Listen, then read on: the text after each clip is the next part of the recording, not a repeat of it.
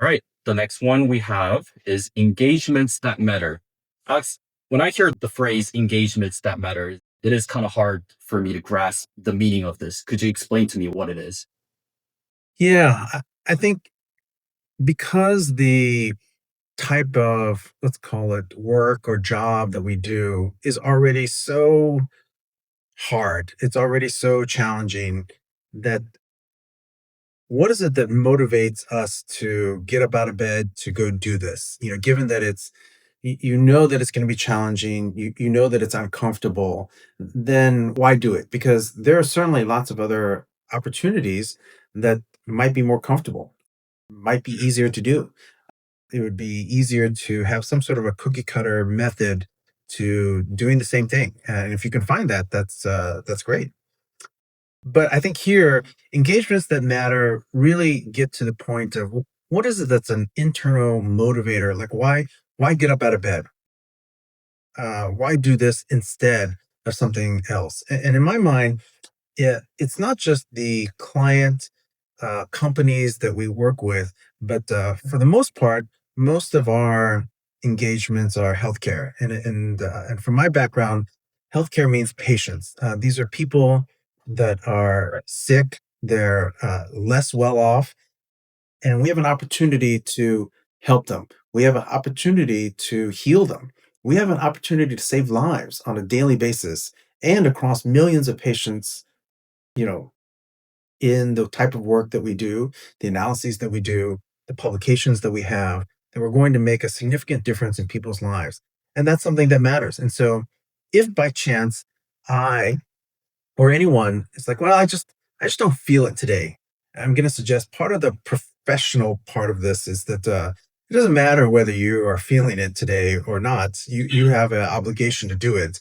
But I think beyond that obligation and that fiduciary duty to do that, I think it would be helpful if you actually had something that internally motivates you. And for me, that's the patients, right? The people that I get to impact, not just on the healthcare side, but I'm going to suggest to you the thing that matters is also the people that you get to interact with on a daily basis, that you get to help them, that you get to lead them, that you yourself, are improving and modeling that behavior. And so engagements that matter, really should be a motivating aspect for those that really want that. Um, the ability to make a significant step change in people's lives is a privilege, and it's not something that everyone can do, and that's not something that everyone has the opportunity to do. Okay. So I know that we sometimes turn down or choose not to take on certain client projects. And that's because we believe we could not create the level of value we strive for. Is that correct? There are a number of reasons why we might turn down a client project. One is that either similar to what you just described, what if the client project is too easy?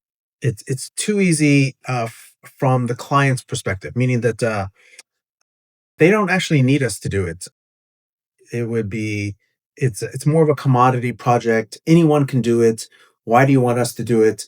If we were to do it, we it's not a waste of time, but it's an opportunity cost. We could have spent our time doing something else that would also create value, but some other company, could do this, and then therefore it would still get taken care of, and we'd be able to do, this other thing. And so, one part of it is reserving ourselves for things that where no one else can do, and that's part of it.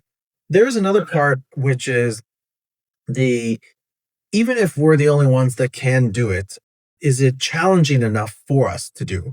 Because again, part of the development then is it challenging enough? Is it going to be developmental enough for our people?